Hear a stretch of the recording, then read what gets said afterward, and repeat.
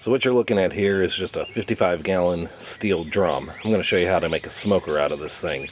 Maybe ugly and gross looking now, and in a few hours when I'm done, it still may be a little ugly, but it will crank out some amazing barbecue. The first thing that you'll want to do is take a weed burner and burn that sucker out. And basically what I'll do is I'll take the torch and go all the way around the drum and a little bit on the inside to get anything nasty out. If you don't have a weed burner, you can build a huge fire in there with some pallet wood, whatever. You do want the flames to be a little higher than the top to really burn out the inside and make sure there's nothing that you don't want in that drum going into your food. You're best off getting something that had obviously something non-toxic in it, preferably a food grade drum if you can find it. If they've had some detergents, depending on what they are, and they've come in a liner, you're pretty much okay. Just be out really good and go away. I'm going to burn this thing out, and then I'll show you what I do next.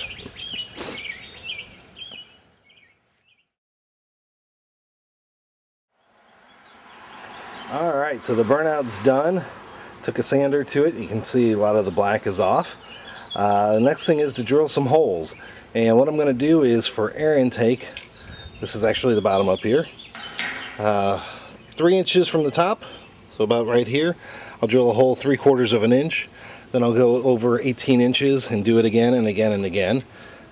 Then once those holes are drilled, and those will be about 3/4 inch, then I'll flip the drum over and put in 4 more holes, and those will that'll hold the grate, the cooking grate. Those will be about 6.5 inches from the top of the drum. 4 of them evenly spaced across the drum, and what it'll basically do is allow me to put the grate on there, take it off, do a number of different things. Then all that'll be left to do is add a handle to the lid, which is over there, handle to the side, and maybe a few other modifications. I might put some wheels or something on this, and before I put all the hardware on though, I will give it a good painting just to make it nice and semi good looking but still ugly. Back in a few.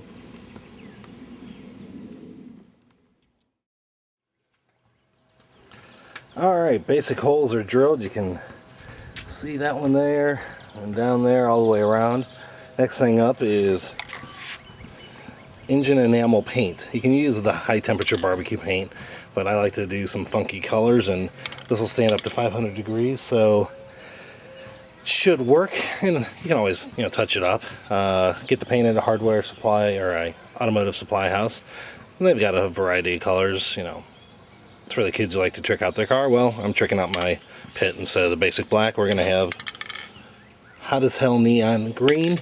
I guess it'll be my version of a big green egg drum smoker. Anyway, I'll do a couple coats on this, and then I'll start putting the hardware in, and then we're pretty much ready to go.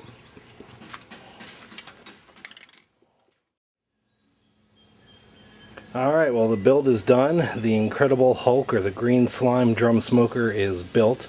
Down at the bottom you can see my airflow adjustments, and basically I took the covers to some electrical boxes, had them bent, and I just move them for airflow and close it.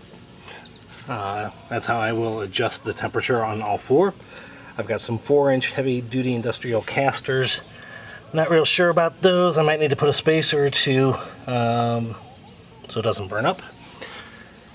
There's the bolts 6 inches from the top that will hold my grate, my charcoal basket, where obviously I'll have my fire and everything going on, and my wood.